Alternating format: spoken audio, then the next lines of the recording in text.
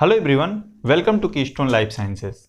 Previous lectures में हम लोग कार्बोहाइड्रेट्स के बारे में बात कर रहे थे और लास्ट कुछ लेक्चर्स में हम लोगों ने कार्बोहाइड्रेट के बारे में स्टडी किया। वहाँ पे हम लोगों ने मोनोसैकेराइड्स के बारे में स्टडी किया, डाइसैकेराइड्स के बारे में स्टडी किया और पॉलीसैकेराइड्स के बारे में भी हम लोगों ने पिछले कुछ लेक्चर्स में स्टडी कर लिया है। ठीक है, इस लेक्चर में हम लोग बात करेंगे ग्लाइको कॉन्जुगेट्स की, कुछ ऐसे मॉलिक्यूल्स जिनके पास कार्बोहाइड्रेट मोइटीज जुड़ी होती हैं। ऐसे मॉलिक्यूल्स को हम लोग ग्लाइको कॉन्जुगेट्स कहते हैं। ठीक है, तो उन्हीं ग्लाइको कॉन्जुगेट्स के बारे में हम लोग आज बात करेंगे। ठीक, तो सबसे पहले जानते हैं कि ग्लाइको कॉन्जुगेट्स होते क्या हैं।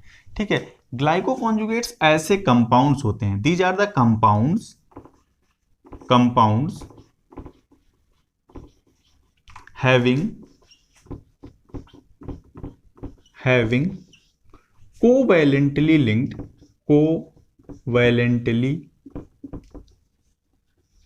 linked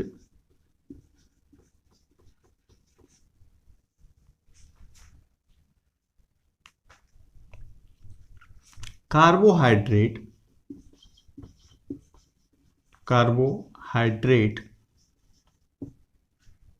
molecules with non-carbohydrate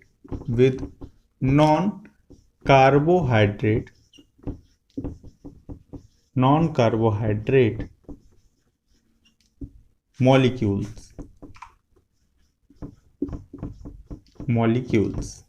ठीक, तो ग्लाइको कॉन्जुगेट्स क्या होते हैं? ग्लाइको कॉन्जुगेट्स ऐसे कंपाउंड्स होते हैं, ठीक है, ऐसे कंपाउंड्स होते हैं जिनके पास में एक कार्बोहाइड्रेट होता है। ठीक है, कार्बोहाइड्रेट होता है और वो कार्बोहाइड्रेट कोवैलेंटली लिंक्ड होता है। कोवैलेंटली लिंक्ड किसके साथ में होता है? एक नॉन कार्बोहाइड्रेट मॉलिक्यूल्स के साथ में। ठीक है, मतलब अगर हम लोग शॉर्ट फॉर्म में ग्लाइको कॉन्जुगेट को समझना चाहें तो ये ऐसे कंपाउंड्स होते हैं जिनके पास एक नॉन कार्बोहाइड्रेट मॉलिक्यूल होगा, नॉन कार्बोहाइड्रेट मॉलिक्यूल होगा, या हम कहें कि नॉन कार्बोहाइड्रेट पार्ट होगा, एक पार्ट उसका नॉन कार्बोहाइड्रेट से बिलोंग करेगा और इस नॉन कार्बोहाइड्रेट मॉलिक्यूल के साथ में जुड़ा होगा एक कार्बोहाइड्रेट। अब ये कार्बोहाइड्रेट पॉलीसैकेराइड हो सकता है, ओलिगोसैकेराइड हो सकता है, मोनोसैकेराइड हो सकता है, कुछ भी हो सकता है। ठीक है, कार्बोहाइड्रेट, ठीक, कार्बोहाइड्रेट जुड़ा हुआ ऐसे मॉलिक्यूल्स जो नेचर में पाए जाते हैं, इनको हम लोग क्या कहते हैं? इनको हम लोग कहते हैं ग्लाइको कॉन्जुगेट्स। ठीक है, तो अब नेचर में कितने तरह के ग्लाइको कॉन्जुगेट्स पाए जाते हैं, मेजर टाइप्स के जो ग्लाइको कॉन्जुगेट्स होते हैं, थोड़ा सा उनके बारे में देखते हैं। कौन कौन से ग्लाइको कॉन्जुगेट्स हैं जो पाए जाते हैं? ठीक है, तो उनमें सबसे पहला हमारा आता है ग्लाइकोप्रोटीन्स। Glycoproteins, glycolipids,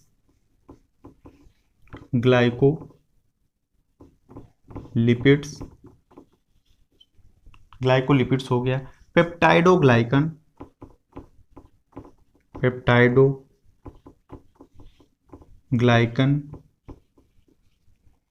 लिपोपॉलीसैकेराइड्स। ठीक है, लिपोपॉलीसैकेराइड, ये सारे के सारे कंपाउंड्स जो हैं ये ग्लाइको कॉन्जुगेट्स की कैटेगरी में आते हैं। इनको एज ग्लाइको कॉन्जुगेट्स क्लासिफाई किया जाता है। क्यों? क्योंकि मैंने अभी आपको जब डिफिनीशन में बता रहा था तो मैंने आपको बताया कि ग्लाइको कॉन्जुगेट्स ऐसे मॉलिक्यूल्स होते हैं जिनके पास एक पार्ट जो होगा वो नॉन कार्बोहाइड्रेट होगा और दूसरा जो पार्ट होगा वो क्या होगा? कार्बोहाइड्रेट होगा। ठीक है, अब यहाँ पे अगर हम लोग ग्लाइको प्रोटीन की बात करें तो ग्लाइको यहाँ पे डिनोट कर रहा है कार्बोहाइड्रेट पार्ट को। ग्लाइको जहाँ पे आ रहा है ये क्या है? ये कार्बोहाइड्रेट एक पार्ट होगा, शुगर जुड़ी हुई है यहाँ से। ठीक है, और प्रोटीन क्या है? ये नॉन कार्बोहाइड्रेट पार्ट है। प्रोटीन्स होती हैं, कार्बोहाइड्रेट होते नहीं। इसका मतलब यहाँ पे क्या है? कार्बोहाइड्रेट प्रोटीन के साथ में जुड़ा हुआ है। ठीक है, तो क्या हो गया? ये हो गया ग्लाइको कॉन्जुगेट। इसी तरह से ग्लाइकोलिपिड मैंने आपको बताया था, लिपिड्स जो होती हैं उनके साथ में भी ओलिगोसैकेराइड्स जुड़े होते हैं और ग्लाइकोलिपिड बनाते हैं। बेसिकली स्फिंगोलिपिड्स यहाँ पे इन्वॉल्व होती हैं। जब मैं आपको मेम्ब्रेन लिपिड्स के बारे में पढ़ा रहा था तो वहाँ पे मैंने आपको ये चीज़ बताया था। ठीक है, उसके बाद आता है पेप्टाइडोग्लाइकान, बैक्टीरियल सेल वॉल का मेजर कंपोनेंट है। ठीक है, यहाँ पे भी पेप्टाइडोग्लाइकान कहीं कहीं पे प्रोटीन के साथ में क्रॉस लिंकिंग करते हैं। ठीक है, जो कार्बोहाइड्रेट मॉलिक्यूल यहाँ पे होते हैं वो प्रोटीन के साथ में क्रॉस लिंकिंग करते हैं, जिसकी वजह से वहाँ पे पेप्टाइडोग्लाइकन का फॉर्मेशन होता है। उसके बाद हमारा ये है लिपोपॉलीसैकेराइड। ठीक है, lipopolysaccharides are the major component of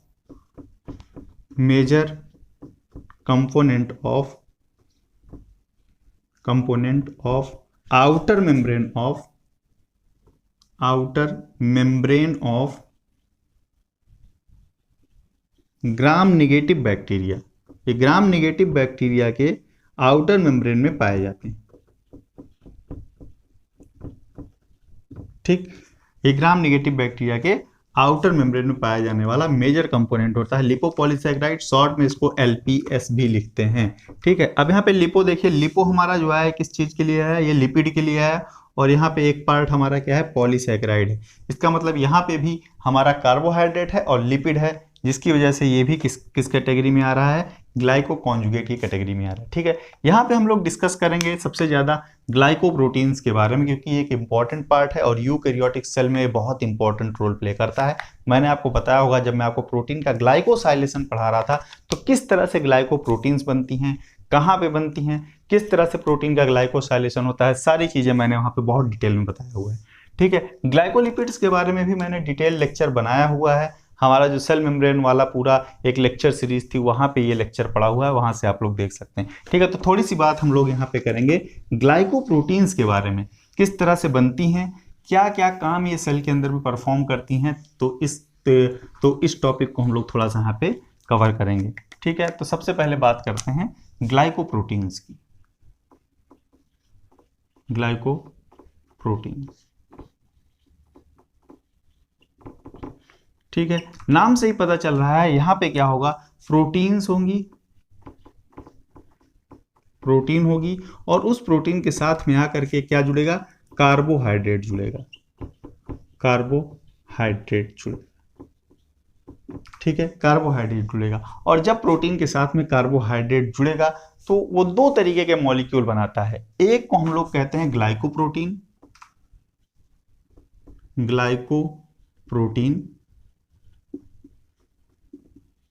ठीक है, एक तो ये ग्लाइकोप्रोटीन बनाएगा। जब ये ग्लाइकोप्रोटीन बनाएगा तो ग्लाइकोप्रोटीन में जो प्रोटीन पार्ट होगा, ग्लाइकोप्रोटीन में जो प्रोटीन का कंपोजिशन होगा, मतलब जो प्रोटीन का पोर्शन होगा या प्रोटीन का प्रपोर्शन होगा, प्रोटीन का जो पार्ट होगा वो ज्यादा होगा कार्बोहाइड्रेट से। ठीक है, यहां पे कार्बोहाइड्रेट कम होगा अगर ग्लाइकोप्रोटीन बन रही है तो। ठीक है, दूसरा मैंने आपको लास्ट लेक्चर में बताया था कि अगर कोई भी कार्बोहाइड्रेट प्रोटीन से बनता है तो एक जुड़ता है तो एक और मॉलिक्यूल बनता है, जिसको हम लोग क्या बोलते थे, वहां पे हमने कहा था प्रोटियोग्लाइकन्स। प्रोटियोग्लाइकन्स के बारे में मैंने आपको बताया था। ठीक है, प्रोटियोग्लाइकन्स हमने आपको बताया था। यहां पे उल्टा है, यहां पे जो हमारा कार्बोहाइड्रेट कंटेंट है, कार्बोहाइड्रेट कंटेंट है वो ज्यादा है प्रोटीन कंटेंट से। अप्रोक्सीमेटली 85% टू 95% यहाँ पे क्या होता है, कार्बोहाइड्रेट होता है। ठीक है, मैक्सिमम कार्बोहाइड्रेट यहाँ पे होगा।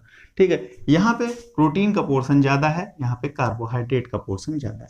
ठीक है, दोनों ही एक तरह की ग्लाइकोप्रोटीन्स हैं, बस डिफरेंस कहाँ पे है, कंपोजिशन में डिफरेंस है।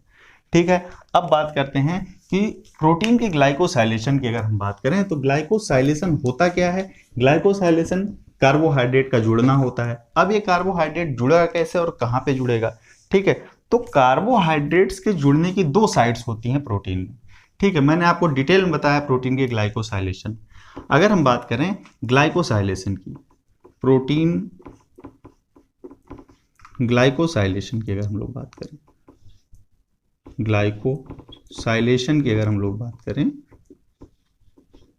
ठीक, प्रोटीन ग्लाइकोसाइलेशन की अगर हम लोग बात करें तो ये दो तरह का होता है। ठीक, एक को हम लोग कहते हैं एन लिंक्ड ग्लाइकोसाइलेशन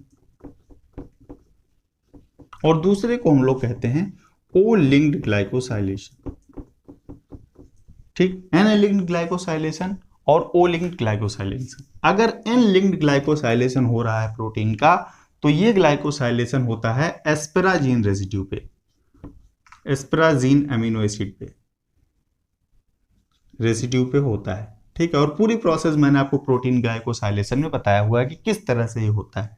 ठीक है, ओ लिंक्ड ग्लाइकोसाइलेशन अगर हो रहा है तो वो सीरीन रेजिड्यू पे होता है या फिर थ्रियोनिन रेजिड्यू पे होता है। इसका मतलब OH ग्रुप कंटेनिंग जो अमीनो एसिड्स होती हैं उन अमीनो एसिड्स पे हमारा ओ लिंक्ड ग्लाइकोसाइलेशन होता है। ठीक है, एन लिंक्ड ग्लाइकोसाइलेशन होता है एंडोप्लाज्मिक रेटिकुलम में। ठीक है, और ओ लिंक्ड ग्लाइकोसाइलेशन जो होता है वो होता है गोल्जी बॉडी में। ठीक है, तो इस तरह से हमारा प्रोटीन का ग्लाइकोसाइलेशन होता है। ठीक है, और ये ग्लाइकोसाइलेटेड प्रोटीन्स जो होती हैं ये सेल्स के अंदर बहुत सारे इंपॉर्टेंट रोल प्ले करती हैं। मैंने आपको बताया हुआ है ये कौन कौन से रोल प्ले करती हैं, थोड़ा सा एक बार फिर से देखते हैं। सबसे पहला रोल मैंने आपको बताया था कि ये सेल फिंगर प्रिंटिंग की तरह काम करती हैं। मैंने आपको बताया था कि ग्लाइकोप्रोटीन्स और ग्लाइकोकैलिक्स जो होते हैं वो सेल के सरफेस पे पाए जाते हैं। ठीक है, और सेल के सरफेस पे रहकर ये सेल फिंगर प्रिंटिंग का काम करते हैं, मतलब सेल टू सेल रिकॉग्निशन का काम करते हैं। ठीक है, सपोज दैट एक ऑर्गेनिज्म के अंदर में कोई सेल है, ठीक है, और उसी ऑर्गेनिज्म के अंदर में एक सेल बाहर से आती है।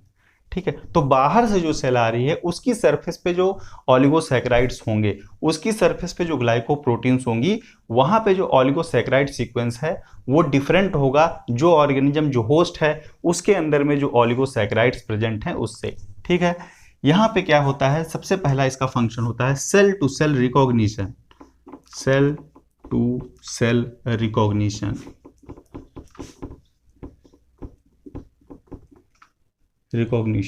Cell cell recognition. दूसरा इम्यून रिस्पॉन्स,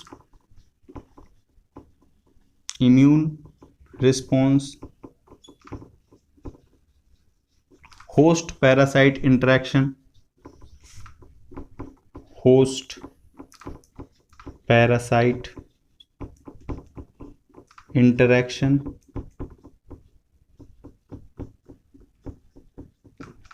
ठीक है, सेल सेल एडहेशन,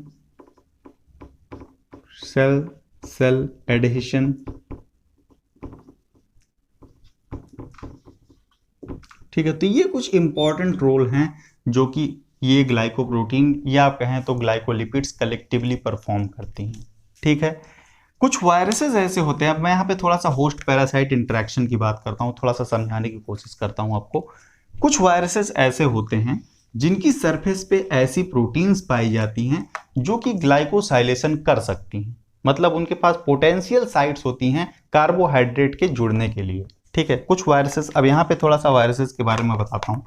वायरसेस होते क्या हैं? ठीक, सबसे पहली बात, वायरसेस क्या होते हैं? ठीक है, वायरसेस ए सेलुलर पार्टिकल्स होते हैं। बेसिकली इनके पास दो चीजें होती हैं, दो चीजों से मिलकर के बने होते हैं।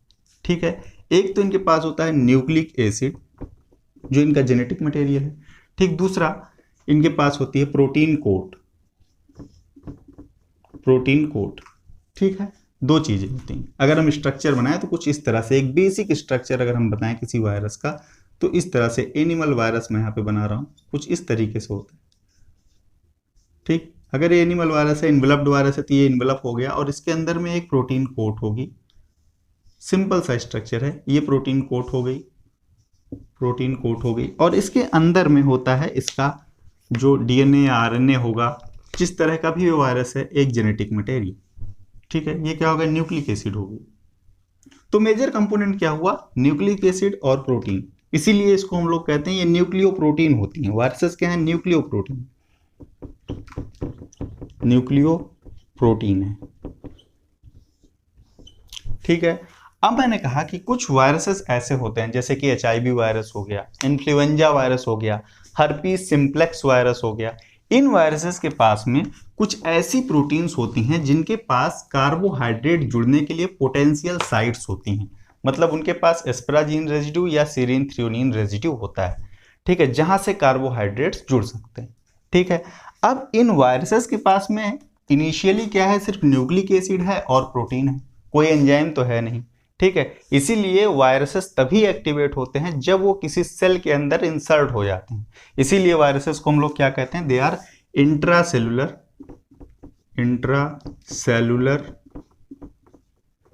पैरासाइट्स।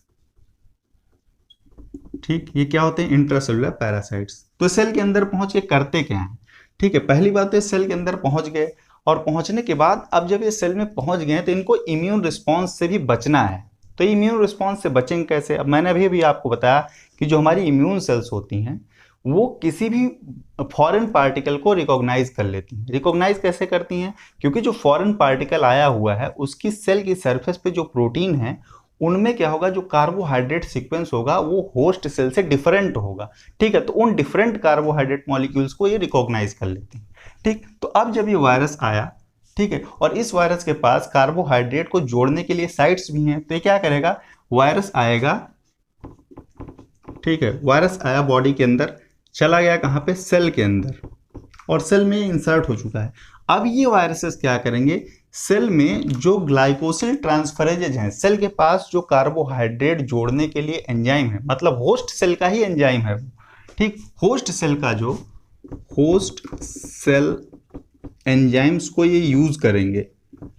ठीक है, होस्ट सेल के एंजाइम को ये यूज करेंगे, और यूज करके क्या करेंगे, अपनी जो प्रोटीन है, वायरसेस की जो प्रोटीन है उनका क्या करेंगे, प्रोटीन ग्लाइकोसाइलेशन, प्रोटीन ग्लाइकोसाइलेशन। ठीक, अब ये जो प्रोटीन यहाँ पे ग्लाइकोसाइलेट हो गई है, किसकी, वायरस की जो प्रोटीन थी वो क्या हो गई, ग्लाइकोसाइलेट हो गई। ठीक, और ग्लाइकोसाइलेट हुई कैसे, होस्ट सेल के एंजाइम से हुई है। ठीक है, होस्ट सेल के एंजाइम से हुई।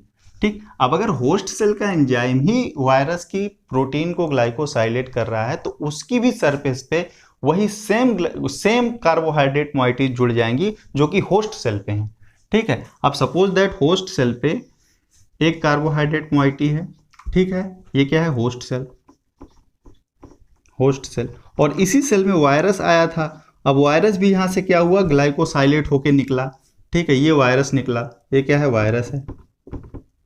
ठीक है, वायरस कहां से निकला, इस होस्ट सेल से ग्लाइकोसाइलेट होके निकला। तो अब इसकी सरफेस पे भी वही सेम कार्बोहाइड्रेट मॉइटी लगी है जो होस्ट सेल पे है। ठीक है, तो अब क्या होगा, जब इम्यून सेल्स आएंगी, अब जब इम्यून सेल्स आ रही हैं, अब इम्यून सेल्स किस चीज को रिकॉग्नाइज करती हैं, इम्यून सेल इसी इम्यून सेल पे जो रिसेप्टर हैं वो इसी कार्बोहाइड्रेट मॉइटी को रिकॉग्नाइज करते हैं। लेकिन वो कब रिकॉग्नाइज करेंगे, जब इस वायरस के ऊपर कोई फॉरेन वाला जो कार्बोहाइड्रेट लगा है वो जुड़ा हो तो। लेकिन अगर सेल का ही कार्बोहाइड्रेट जुड़ा है तब क्या होगा, ये इम्यून सेल इस वायरस को रिकॉग्नाइज नहीं कर पाएगी। ठीक है, और ये जो प्रॉपर्टी होती है वायरसेस की अपने ऊपर कार्बोहाइड्रेट लगा लेने की, यही प्रॉपर्टी इनको यहाँ पे सरवाइव करने में हेल्प करती है, जिसकी वजह से ये बॉडी के अंदर लॉन्ग टर्म तक सरवाइव कर सकते हैं। ठीक है, अब ये सरवाइव करेंगे तो इम्यून सिस्टम को बाईपास कर देंगे। ठीक है, और ये किसी दूसरी होस्ट सेल के सरफेस पे जाकर के भी अटैच हो सकते हैं। क्यों? क्योंकि इनके पास जो कार्बोहाइड्रेट मॉइटी है वो बिल्कुल उसी ऑर्गेनिज्म के अंदर की कार्बोहाइड्रेट मॉइटी लगी हुई है जो उसके नॉर्मल सेल्स पे लगी हुई है। ठीक है, तो सेल्स क्या होंगी, सेल्स पहचान ही नहीं पाएंगे कि हमारी बॉडी की सेल है या फिर कोई दूसरा फॉरेन पार्टिकल आया हुआ है। ठीक है, तो इस तरह से ये इम्यून सिस्टम को बाईपास कर देते हैं। ठीक, तो ये कुछ इंपॉर्टेंट रोल होता है जो कि जो ग्लाइकोप्रोटीन्स होती हैं वो प्ले करती हैं, जो कार्बोहाइड्रेट मॉइटीज लगती हैं लिपिड्स के साथ में या प्रोटीन्स के साथ में, वो प्ले करती हैं। ठीक है, अब इसके बाद आता है एक दूसरा फॉर्म होता है ग्लाइकोप्रोटीन्स का, अभी मैंने आपको बताया, प्रोटियोग्लाइकन्स।